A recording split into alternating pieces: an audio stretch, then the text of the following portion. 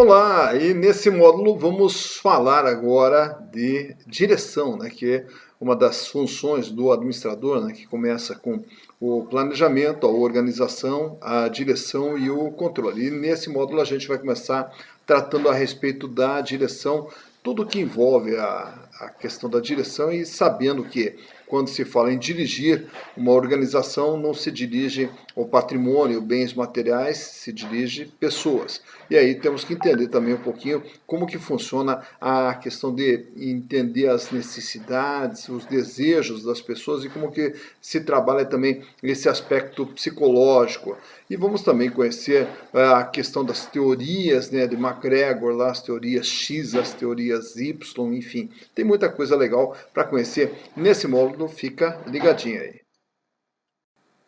Bom, então dentro das funções do administrador, que é o planejamento, organização, direção e controle, a direção é que vai estar mais ligada com as pessoas, o comando das pessoas, e aí começa desde a designação das pessoas, quem são as pessoas, quem vai fazer parte da equipe, da organização, então desde a escolha e a determinação dessas pessoas. E daí na sequência o que a direção tem que fazer?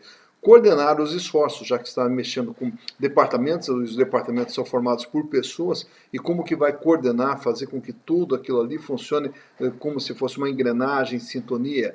Cabe também à direção a questão da comunicação, né? Saber comunicar com as pessoas no sentido de esclarecer os objetivos, para onde que a empresa está indo, para poder fazer com que as pessoas sigam dentro da mesma direção. E além da comunicação, também a questão da motivação, né? Gerar um motivo para que as pessoas possam agir. E a motivação, ela nem sempre é apenas a questão da remuneração, só do salário, ou a questão da punição, mas também a questão de você fazer com que as pessoas compreendam, entendam para onde que elas estão indo e para onde que elas, de que forma elas podem ajudar a empresa a atingir seus objetivos. E aí entra naturalmente um papel de liderança, né? Então vamos conhecer um pouquinho como que é esse processo de liderança. E fora isso tudo é a questão da orientação, né? Porque uma empresa ela tem que ser orientada, ela tem que ser conduzida, ela tem que ser dirigida e cabe a essa função do administrador executar todas essas funções.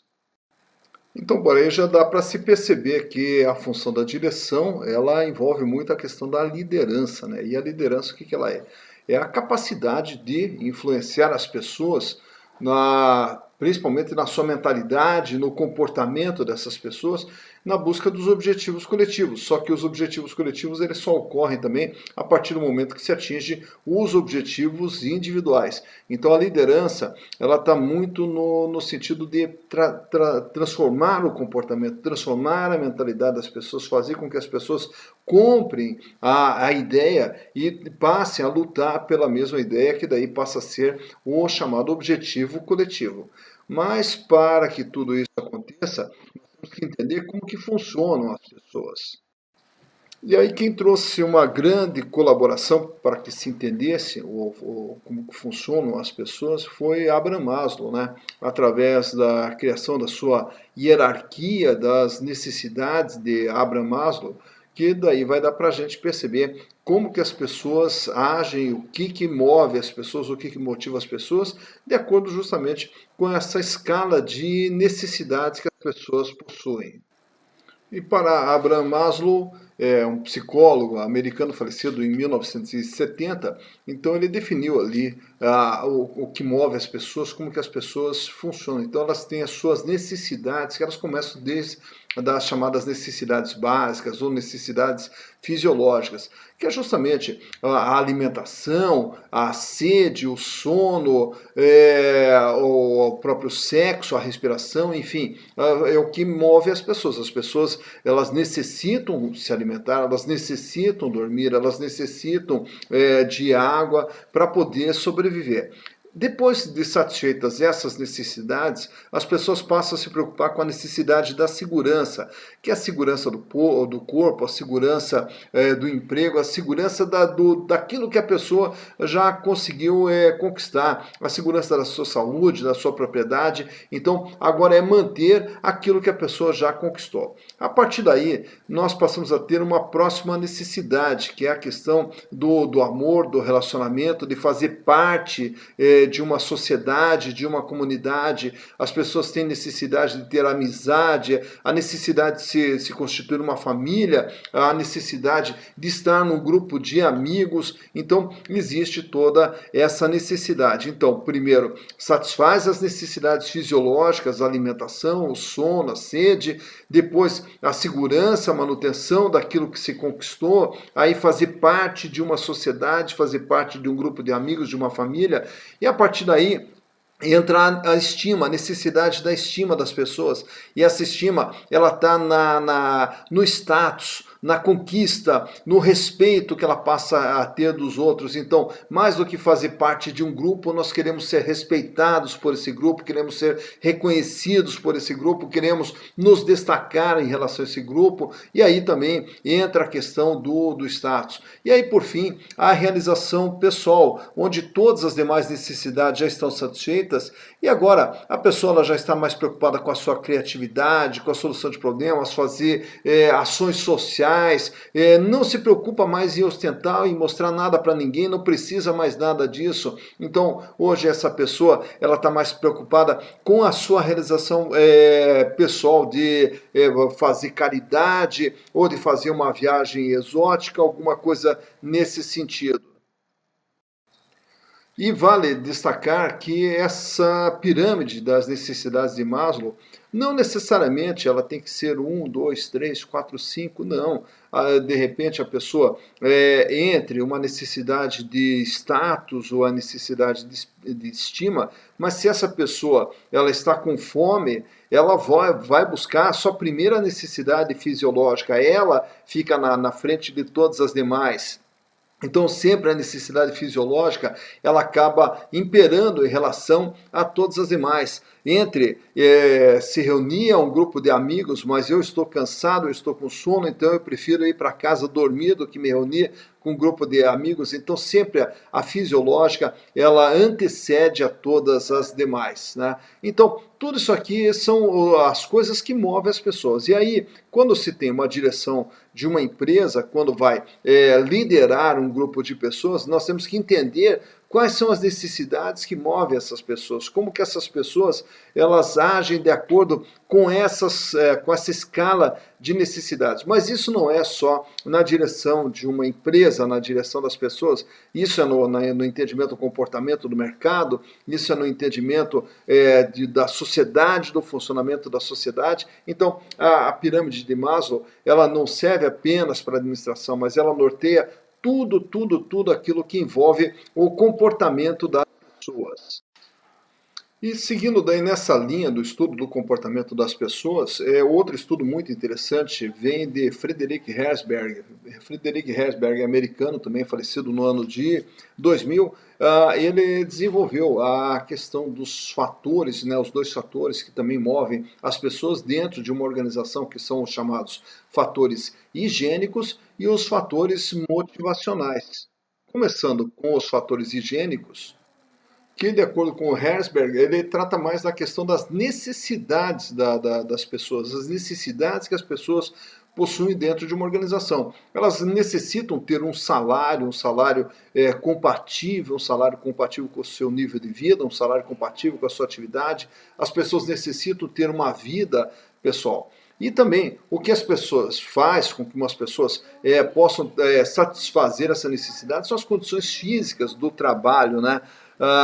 O ambiente de trabalho, como que é a questão do trabalho, a questão da higiene, a questão da limpeza, a questão de manutenção e tudo mais. A segurança no cargo, a segurança de que eu não vou perder o meu emprego, as políticas administrativas, como é que são as políticas aplicadas dentro da empresa e como que eu me enquadro, como que eu me adapto dentro dessas políticas administrativas. A supervisão técnica também é importante, como que é essa questão da supervisão, existe o apoio, existe existe o amparo, existe a compreensão, e aí, naturalmente, as relações interpessoais, como que funcionam essas relações interpessoais dentro da empresa. Então, todos esses fatores higiênicos, se não forem atendidos, fazem com que a pessoa trabalhe de forma insatisfeita dentro da organização. Faz com que as pessoas não consigam seguir o caminho de uma direção da empresa, porque as pessoas elas estão insatisfeitas dentro da organização quando elas não têm atendidas todos esses requisitos, ou grande parte desses requisitos, como, por exemplo, é a questão de se sentir bem dentro de uma empresa, ou de ter um salário que lhe dê uma certa segurança na sua vida, ou ter relações interpessoais dentro da empresa, a pessoa se sentir bem dentro da empresa. Então, todos esses fatores fazem com que a pessoa se sinta insatisfeita quando não atendidos. E de acordo com o Herzberg, eles acabam não sendo motivacionais, eles são fatores que geram uma insatisfação e que devem ser trabalhados para não ter a insatisfação, mas eles não geram a motivação. Já a motivação, os chamados fatores motivacionais, eles vêm da onde? Vêm da realização, da pessoa se sentir realizada dentro da organização, do conhecimento que ela tem, do status, né, ou como que ela é reconhecida dentro da organização. Os fatores motivacionais, eles vêm do trabalho em si, quando a pessoa executa o trabalho e sai orgulhosa do trabalho que ela vem realizando, da sensação da importância, né, que ela sente dentro do seu trabalho, da responsabilidade, ela se sentir responsável por algo dentro da empresa, dela se sentir parte daquilo que está sendo feito, daquilo que está sendo construído, o reconhecimento do trabalho dessa pessoa. Então, tudo isso aqui traz a motivação para que a pessoa possa trabalhar. O progresso, ela sentir que ela está crescendo, que ela está se desenvolvendo dentro da empresa, esse crescimento dentro de uma escala, dentro de um organograma dentro da empresa. Então, todos esses fatores, você vê que esses fatores, eles fazem com que a pessoa trabalhe mais feliz, trabalhe mais motivada, que ela encontre razão naquilo que ela está fazendo. Então, vejam bem que nos fatores motivacionais, aqui não entra a questão, ou não é destacada com ênfase, a questão da remuneração, né? Porque ele trabalha muito o aspecto psicológico. E dentro desse caráter psicológico é justamente como que a pessoa se sente, né? Se ela se sente realizada, se ela se sente reconhecida. Então, você vê que é muito a questão do psicológico da pessoa é que vai fazer com que essa pessoa seja mais motivada ou não. Então, não que o salário não seja motivacional, não, mas existem outros fatores muito mais importantes do que a remuneração. E o salário, ele basicamente está como um fator higiênico, porque ele sim pode gerar o descontentamento quando não satisfeito dentro da necessidade da pessoa. Mas a motivação mesmo, ela vem mais do espírito da pessoa, encontrado através dos fatores motivacionais destacados por Herzberg. Acho que falando em liderança, liderar as pessoas, há que se conhecer como que as pessoas agem, o que motiva as pessoas, ou o que tira a satisfação das pessoas, o que desmotiva as pessoas. E cabe ao administrador, cabe ao líder conhecer todos esses fatores, desde as necessidades, estudando lá a pirâmide de Maslow, como também estudando os dois fatores de Herzberg, para poder entender como trabalhar com esse grupo de pessoas e como trazer todas essas pessoas para dentro de um objetivo, fazer com que essas pessoas comprem a ideia, aceitem a ideia, assumam a ideia e defendam uma ideia desenvolvida ou objetivada pela organização. Então não há como se falar em direção sem entender também os fatores psicológicos que movem as pessoas.